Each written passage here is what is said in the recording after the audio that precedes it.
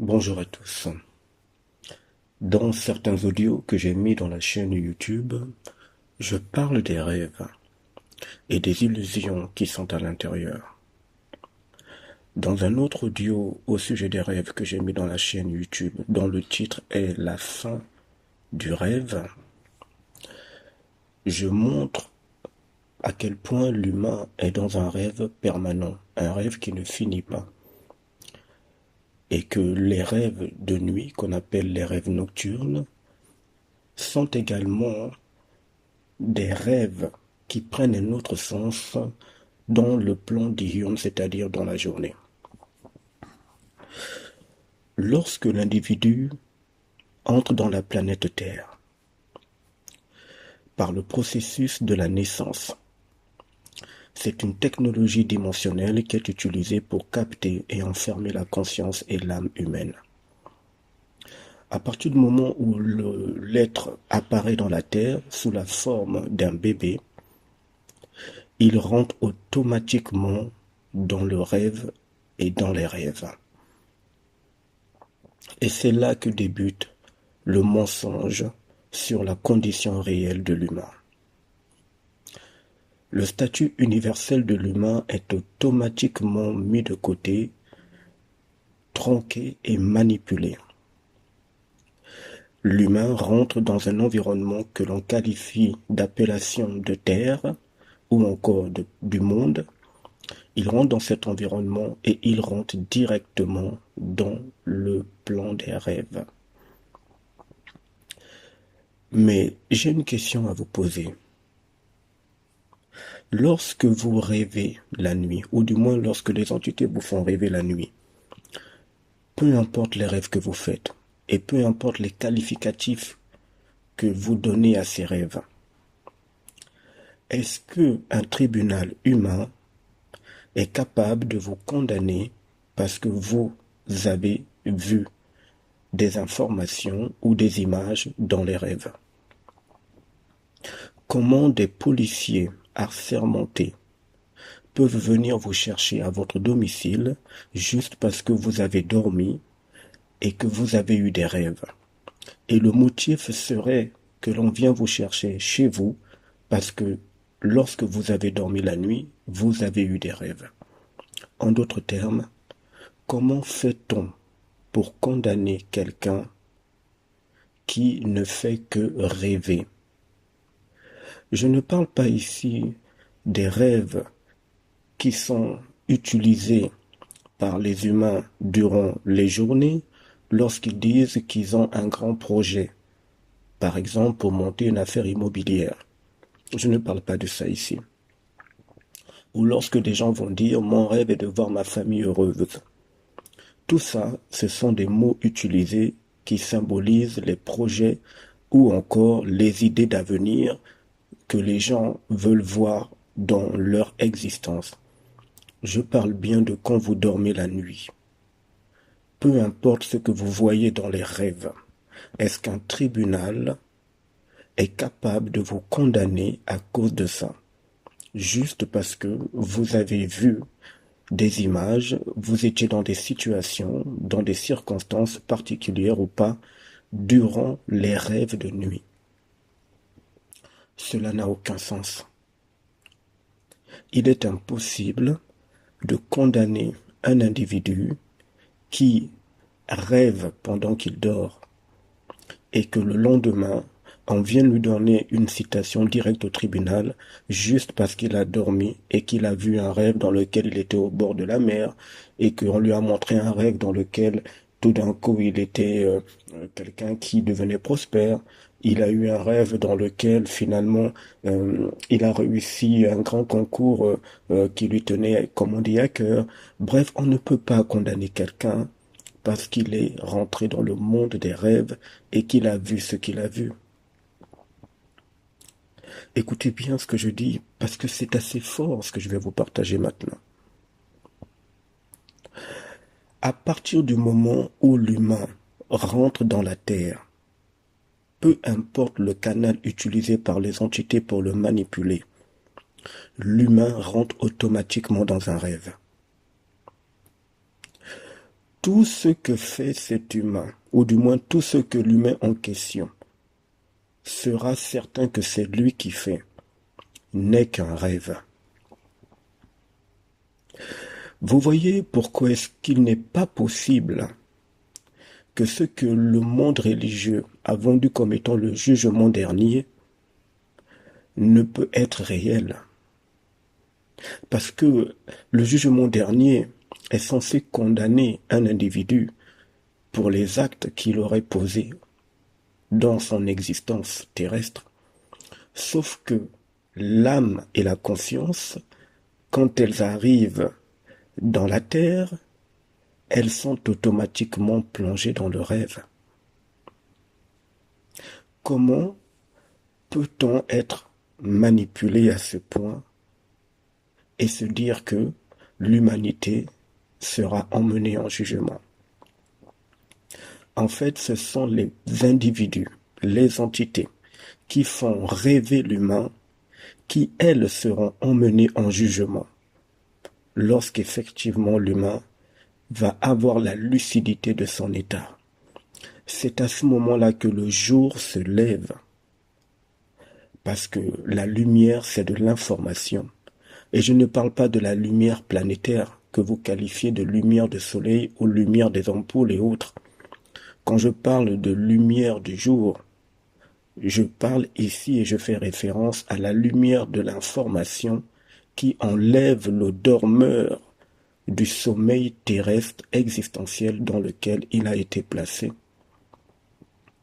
Ce qui signifie que tout ce que l'humain expérimente dans le quotidien d'après lui, ce sont les entités qui expérimentent cela à travers lui. Et ensuite, c'est enregistré dans la base de données de l'être humain qu'on appelle l'âme. Et les émotions émises par l'humain font que l'humain s'approprie de telles expériences alors qu'il est endormi. Alors que l'humain est endormi. La planète Terre n'est pas une planète dans laquelle la matière, ce que vous appelez la matière et autres, sont solides. La planète Terre est une planète de rêve. Ceux qui sont dans les univers de liberté le savent. L'humain ne le sait pas. Et rien n'est caché, absolument rien. Et je vous prends un exemple encore plus poussé. Lorsque vous dormez durant la nuit et que votre âme est plongée dans le plan des rêves et que dans ces rêves-là, vous avez eu un conflit à tel point que dans le rêve en question, les forces de l'ordre viennent vous chercher et vous êtes condamné pour je ne sais quoi pendant que vous êtes dans les scènes de rêve. Lorsque vous ouvrez les yeux de matin, est-ce que les forces de l'ordre viennent vous chercher et vous condamnent par la suite? Est-ce que la justice vous condamne la justice par la suite? Quand vous ouvrez les yeux le matin, vous vous rendez compte que ce n'était qu'un rêve. On ne peut pas condamner le rêve. Mais par contre, tout est fait par les entités pour que l'individu se condamne lui-même en s'appropriant les rêves en question et en se convainquant tout seul que c'est réel, alors que tout n'est qu'un rêve.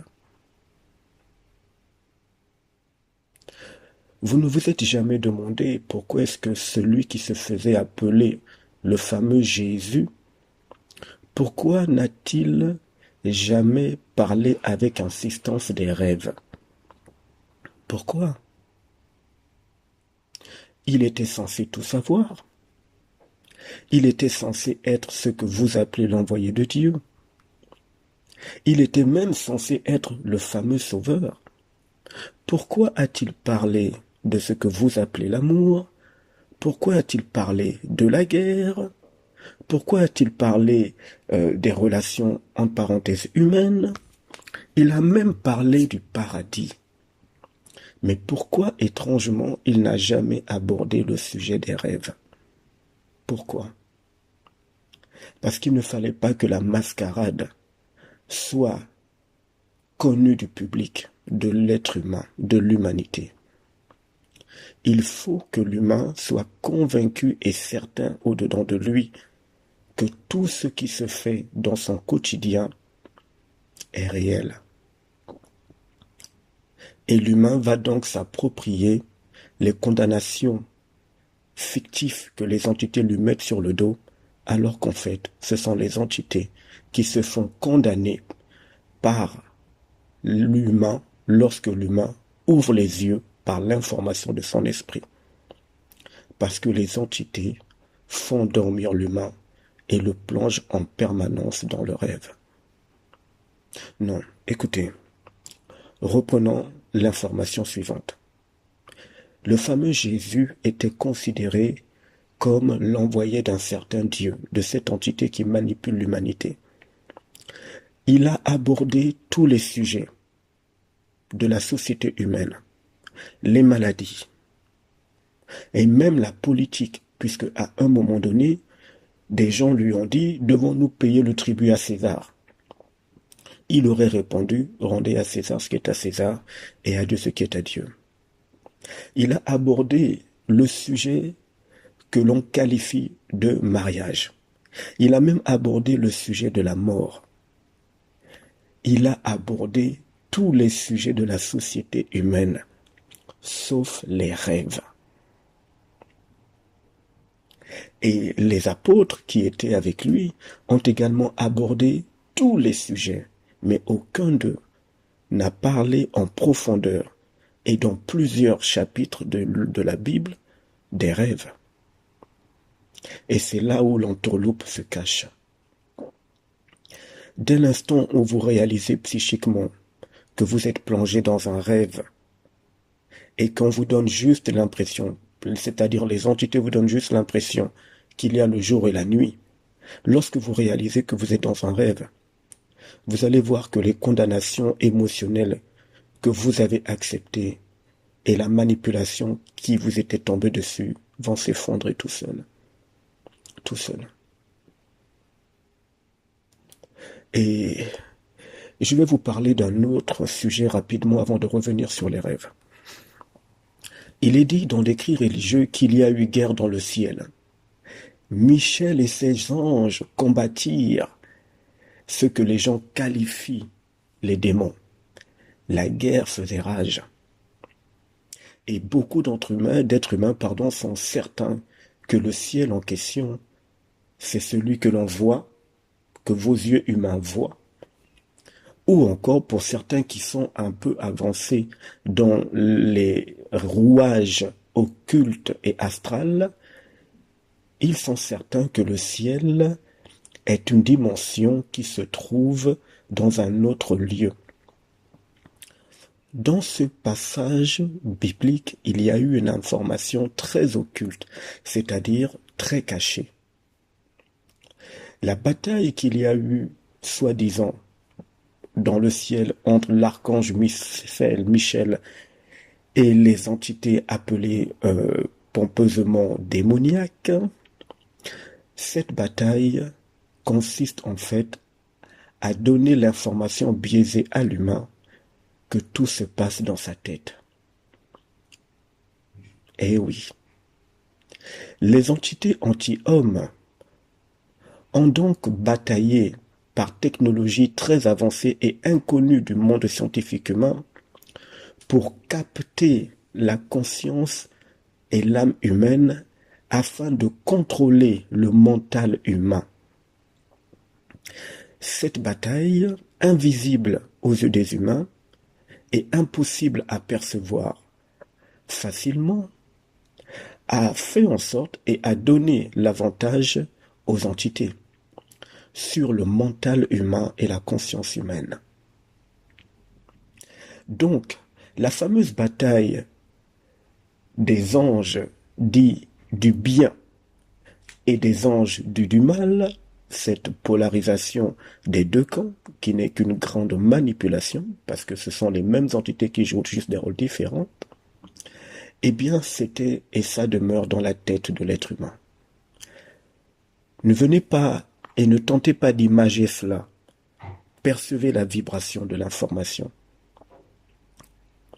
Et c'est pour ça que ça vous arrive des fois, lorsque vous êtes chez vous, d'être envahi de pensées tellement terribles que vous ne pouvez pas vous en débarrasser. Vous êtes déstabilisé dans votre tête, perdu. Mais extérieurement, quand on vous voit, cela ne se ressent pas. Parce que c'est une bataille silencieuse qui se joue dans votre mental, dans votre psyché. Et une bataille telle que les dégâts sont bien réels. Donc, ce que vous devez savoir ici, c'est que le chemin individuel que chacun prendra pour sa propre libération de cette prison planétaire maudite qu'on appelle la Terre, va commencer à être amorcé en puissance lorsque l'humain va prendre la lucidité psychique qu'il est dans un rêve. Alors, dans les rêves que vous faites ou que l'on vous montre durant la nuit, vous avez eu des scénarios dans lesquels vous avez menti. D'autres ont eu, durant la nuit, quand ils sont endormis dans le plan des rêves, des scénarios dans lesquels ils ont été dans des bagarres, dans des guerres. D'autres ont eu des rêves dans lesquels ils se sont mis à tuer les autres ou à séparer des familles. D'autres aussi ont eu des rêves dans lesquels ils étaient dans une vie, ce que vous appelez la vie, il n'y a aucune vie dans cette planète, il n'y a que de l'existence, dans une existence maritale avec femme et enfants. Et il y en a qui ont eu des rêves, on leur a mis des rêves dans la tête durant la nuit, dans lesquels ils ont retrouvé un être cher. Vous ne voyez pas que tous vos rêves ne sont que le reflet de ce que vous expérimentez dans le quotidien, de ce que vous observez dans le quotidien. Mais si dans les rêves, malgré le fait que vous ayez tué des gens, malgré le fait qu'il y a eu des bagarres, que vous ayez affronté des êtres ténébreux, tout ce que vous voulez, si dans les rêves en question, durant la nuit, à votre réveil, à l'ouverture de vos yeux le matin, vous n'avez pas été condamné par la justice, comment pouvez-vous accepter la manipulation selon laquelle le fameux Dieu, cette entité, ainsi que ses acolytes qui s'appellent les 24 vieillards, devraient vous juger? À quel moment on juge un rêve? À quel moment on juge un rêve? Et c'est pour ça que dans vos récits religieux, il n'est pas mentionné avec précision et en permanence l'importance du rêve ou des rêves, l'origine des rêves, ce qui se joue réellement dans les rêves, et surtout il n'est pas mentionné que les rêves ne sont que des illusions, parce que l'humain est plongé dans une illusion. Lorsque vous voyez vos voisins, vos collègues de travail en journée, lorsque vous allez dans vos plantations durant la journée, ou encore lorsque vous prenez votre véhicule, tout ce que vous faites dans le quotidien, ou que vous voyez faire dans le quotidien, n'avez-vous pas déjà vu ça dans l'un de vos rêves, ou dans vos rêves? Il est impossible de condamner un rêve. Mais il est possible pour les entités de faire en sorte que l'humain se condamne lui-même du rêve dans lequel les entités l'ont placé. Et le pire, c'est que ça fonctionne très bien. Vous allez vous rendre compte que dans le quotidien, les rêves quotidiens, c'est-à-dire les actes que vous posez chaque jour ou que vous voyez et qui sont exactement les mêmes que certains ont vus dans le plan des rêves de nuit, tout ceci ont pour but de plonger l'humain dans la confusion pour que l'humain soit certain qu'il y a une différence entre les rêves de nuit et les rêves de journée. L'humain ne se rend même pas compte que c'est toute la Terre, dans son énergie astrale, qui est un vaste rêve. Voilà le réel ici. Alors, les forces compliquées anti-hommes qui gouvernent cette planète et qui contrôlent le mental humain ainsi que la psyché humaine n'apprécient pas du tout ce type d'information. Parce que vous n'êtes pas censé tomber sur cette chaîne et vous n'êtes même pas censé écouter ce type d'information. Vous n'êtes pas censé avoir le réel de ce qui se joue. Et pour finir, je vais vous dire ceci. Si nous n'étions pas dans un rêve, d'accord? Si nous étions dans ce que beaucoup d'entre vous voient comme étant un monde réel, si ceci n'était pas un rêve, dites-moi pourquoi l'individu décède, peu importe la manière dont il décède, puisque la terre serait un paradis. Nulle part dans votre écrit religieux, il vous est dit que la terre n'est plus un paradis. Nulle part. Si l'humain décède, c'est parce que les décès du corps physique donnent à l'âme la possibilité de se rendre compte que tout ce que l'humain a expérimenté n'était qu'un rêve. C'est à ce moment-là que l'âme humaine, la conscience humaine également, se rend compte que tout n'était qu'un rêve. Mais il est déjà trop tard puisque une âme désincarnée, quand elle réalise qu'elle avait été piégée dans ce qu'elle voyait comme étant une existence, eh bien les entités utilisent une autre technologie assez rapidement pour effacer de nouveau sa mémoire, la renvoyer sur la Terre, et le cycle de l'illusion va continuer. Les rêves doivent être totalement neutralisés par l'individu depuis sa tête.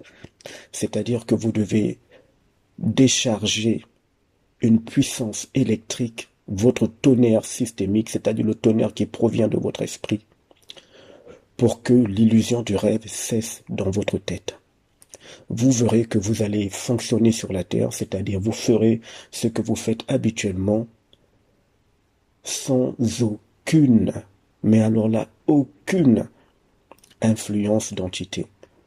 Et avec un soulagement et une paix tellement puissante qu'il est évident que cette paix est la marque et la symbolique de l'esprit et de l'âme en connexion. À plus tard.